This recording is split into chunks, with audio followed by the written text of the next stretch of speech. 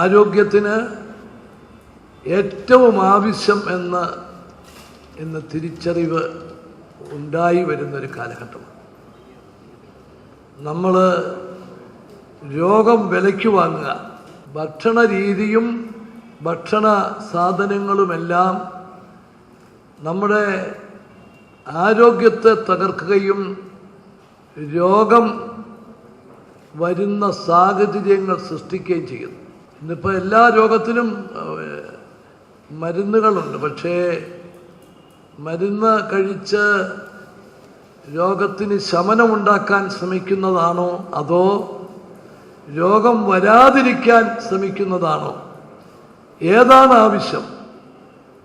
ഏതാണ് നമുക്ക് അഭികാമ്യം? യാതൊരു സംശയവുമില്ല. പക്ഷേ നമ്മൾ ഇന്നും ആ നിലയിലേക്ക് എത്തിയിട്ടില്ല. ജൈവകൃഷി ഇന്ന് നമ്മൾ വളരെ പ്രാധാന്യത്തോടുകൂടി അതിനുവേണ്ടി പ്രചരണം നടത്തുകയും അതിനുവേണ്ടി നിലകൊള്ളുകയും ചെയ്യുന്നു. പക്ഷേ നമുക്കിന്നും അതിലേക്ക് പൂർണ്ണമായും ഉൾക്കൊള്ളാൻ സാധിച്ചിട്ടില്ല. അതുകൊണ്ട് ഇതൊരു ദൗത്യമായി ഏറ്റെടുക്കണം. ഗവൺമെൻറ് മാത്രം വിചാരിച്ചാൽ പോരാ. എല്ലാവരും ആ കാര്യത്തിൽ ഒരു മനസ്സോടെ നീങ്ങണം.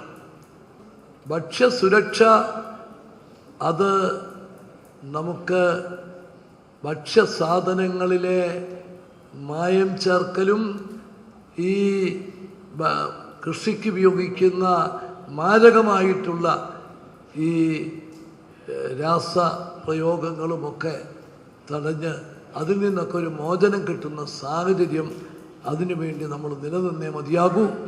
ലോകാരോഗ്യ ദിനം നമ്മളെ ഓർമ്മിപ്പിക്കുന്നതാണ്. ഏറ്റവും വലിയ ഓർമ്മ അതാണ്.